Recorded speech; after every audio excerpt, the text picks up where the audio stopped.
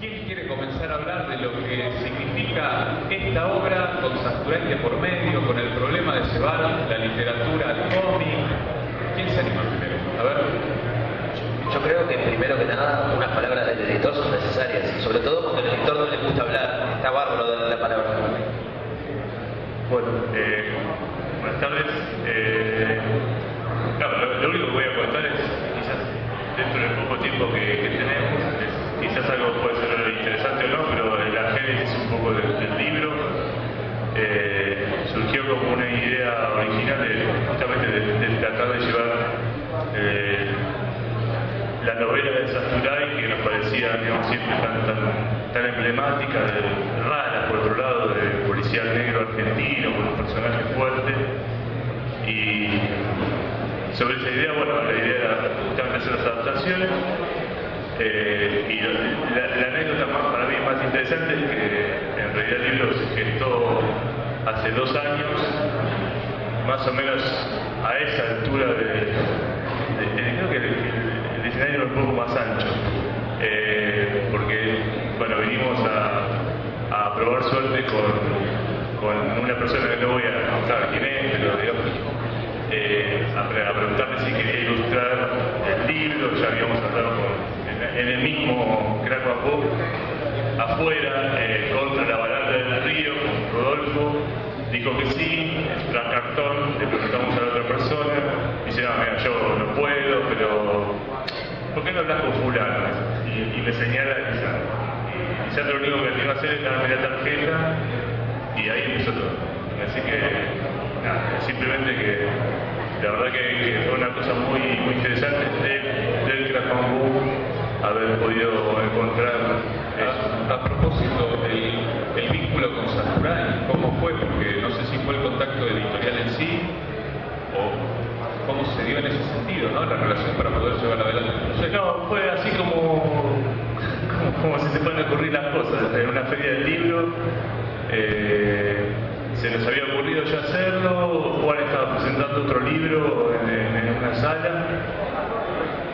También nos encontramos, bueno, decidimos ir a verlo, a proponerle el tema, y en el medio nos encontramos con Andrés Valenzuela, a quien también le debemos cierta gratitud por algunas cosas. Y simplemente le propusimos ahí la idea, le gustó. Por supuesto, después hubo reuniones ulteriores, digamos, donde se tejieron otras cosas, pero fue tan sencillo como eso, por suerte, digamos. La verdad que no fue mucho más complejo. Así que esa es un poquito la cocina de atrás. Bueno, y por nuestra parte, nos tocó un grueso de meses, en mi caso 6 meses de trabajo, en el caso de Lisandro como 1 año y medio, de ir trasladando la novela a la historieta. Yo había hecho alguna adaptación antes, justamente con Pictus habíamos publicado 40 cajones, que es una adaptación de una parte muy chiquita del Drácula de Bram Stoker, y un poco antes había adaptado un cuento de Donetti para un concurso en Uruguay. Pero nunca había asumido el desafío de adaptar 2 novelas que sumaban 400 y pico de páginas, que tienen la peculiaridad de ser muy visuales, lo cual es una ventaja y una desventaja. La ventaja es que es muy fácil de adaptarlas. La desventaja es que precisas las mismas 440 páginas, porque cada página de novela es perfectamente trasladable a la historieta, o sea, y directamente, lo digo sin ningún problema, lo podría hacer él solo, pero tenía que dibujar 440 páginas. Entonces a mí lo que me tocó fue el trabajo de ir logrando encontrar qué era lo medular en cada situación y qué podía ser traspolable a una secuencia visual, a un diálogo que resumía algo que había pasado. Y me llevó mucho trabajo. De hecho es el primer guión que, teniendo, no sé, unas 90 y pico de páginas ya adaptadas, me di cuenta que así no quedaban 148, pero ni en pedo. Y tener que borrar 36, 38 páginas y retomar para poderlo cerrar y terminar el libro y decir, bueno, que haya quedado bien, por favor, que haya quedado bien, porque cómo esto quedó redondo, no lo sé. Y bueno, el trabajo de verdad, como suele ocurrir en la historieta, no se engañen, el trabajo de verdad lo tenía Lisandro, que tenía que dibujar la 148 a todo lo que da. De hecho, hay una anécdota también muy interesante porque hay otra pequeña anécdota también interesante porque no eran solo 148, eran 149, por ejemplo. El querido Santulo repitió la página 147 2 veces, por ejemplo, pero la historia avanzaba, ¿no? Así que tuve que en una misma página reunir dos páginas que figuraban como un pequeño... ¿Y eso se te ocurre decirlo acá delante de una presentación? Yo no lo sabía. ¡Qué momento! No, es el mejor momento para contar estas cosas y nada, pero no, bueno, está un laburo increíble también de Santulo para sintetizar, digamos, semejantes dos novelas y mi laburo también se hizo más fácil por ese lado. Por otro lado, lo complementé leyendo, digamos, los libros de Sasturain, donde se podían encontrar más detalles, más pequeñas descripciones que ayudaban a la atmósfera de cada parte de la historia, ¿no? Yo pienso justamente en la recreación de esa atmósfera, porque al momento de trasladar a otro medio, en este caso la historieta, lo que está presente, en este caso en la literatura, me parece que lo menos interesante debe ser pensar bueno, si el personaje lo hago tan alto como está narrado, o tan gordo, tan flaco como es, creo que esos puntos es lo menos interesante. Creo que lo más difícil debe pasar por tratar de recrear, vuelvo a decir, ese clima, esa atmósfera que señalaba, que está presente en la literatura. ¿Cómo lograrlo desde la historieta? Bueno, la novela además es muy poco descriptiva con sus personajes. Vos de Echenique sabés quién es por lo que hace y lo que dice. Pero por ejemplo, el aspecto visual, Lisandro vos partiste desde cero, porque nunca dice que es un veterano y que es alto, blanco. Y ahí se acabó la discusión. Después, el tipo es lo que es por lo que hace y por lo que dice.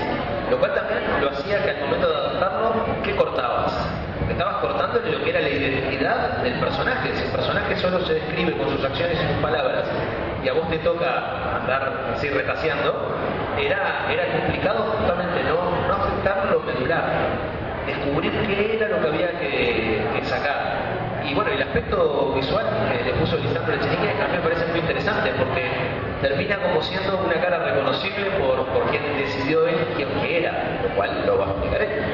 Que de hecho la situación gráfica de Lisandro, ¿vos la tuviste más o menos presente al momento de pensar el guión? ¿O fue algo que se fue complementando? Yo lo arranqué a escribir y me enteré que Lisandro iba a dibujarlo como un mes después, más o menos. Y ahí entré a chusmear, obviamente, entré a chusmear el blog y no había nada como esto. En el blog no había nada. Y dije, mira qué interesante esto, no sé. Y después Asturain en Buenos Aires me dice, no, va a ser una cosa más expresionista. Yo dije, mira, qué bien, pero no tenía una sola muestra.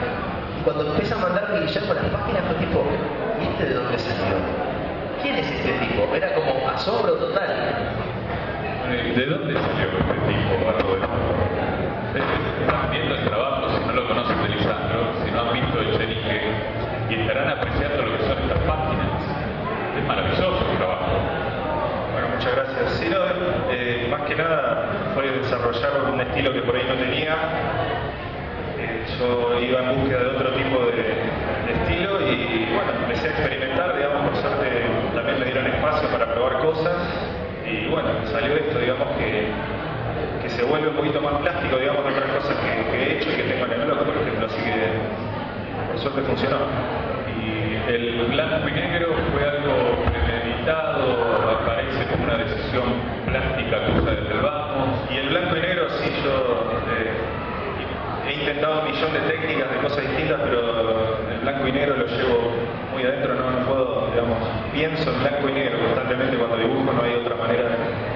Me parece la fuerza expresiva, la potencia, digamos, del blanco y negro, todas sus variantes, con línea, con plano, con volúmenes, son infinitas, interminables, y en este caso le sumé, bueno, la cuestión de un poco más plástica por ahí de la pintura, del pincel, digamos, que le da también otra cierta, que algo que no había hecho nunca. La misma atmósfera, digamos, de la literatura de Sasturain, uno la piensa en blanco y negro también. Y, están los originales aquí, esto es extraordinario, extraordinario. Y bueno, no, y pensaba también en historietas del propio Saturani con Alberto Breccia, está claro, ¿no? Ferramos y tantas otras cosas, en donde hay una atmósfera también allí que me parece que es una atmósfera de trabajo con la cual su propio trabajo también dialoga. Ahí Breccia está y no está presente en lo que uno está viendo en tu manera de dibujar a Echenique. ¿Puede ser? Sí, por supuesto, obviamente, con todo el respeto del mundo y humildemente, digamos, es lo que más mira uno, lo que más ama de la historieta argentina. Siempre uno vuelve a Breccia, a Rizzo y bueno, y a la fundación de Blanco y Negro, ¿no? O sea, y eso lo tengo muy visto siempre, ¿no? Ya lo he incorporado un poco visualmente. Así que sí está presente. Me gusta esto de las referencias. ¿Qué referencias han tenido presentes por alguna manera, cuáles referencias podrían mencionar habiendo hecho el trabajo también? Porque al momento me imagino, de dibujar, de escribir, no deben estar pensando tanto en tal o cual artista o lo que sea, pero de alguna forma después les aparece un poco esto, ¿no? Sí, en mi caso, como decía, mucho de Brecht, Rizzo y Daniel Cesel, un artista croata que también me gusta mucho. Y bueno, básicamente esos tres pilares, digamos, siempre me llaman la atención y vuelvo a mirarlos, digamos, y siempre encuentro algo nuevo y me estimula a dibujar también. Bueno, en mi caso las referencias son muy poco historietísticas, porque la propia novela de Juan dialoga con Chandler, sobre todo, con las novelas del Philip Marlowe.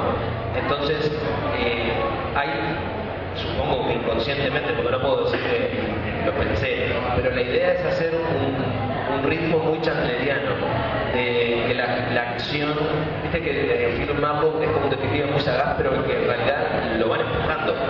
Él deduce, pero cuando se quiere acordar está donde cómo llega acá y quién me rompió la cabeza. Es como el tipo que le pegan a cada rato. Y un poco hay de eso, desde el original de Echenique hasta la traslación.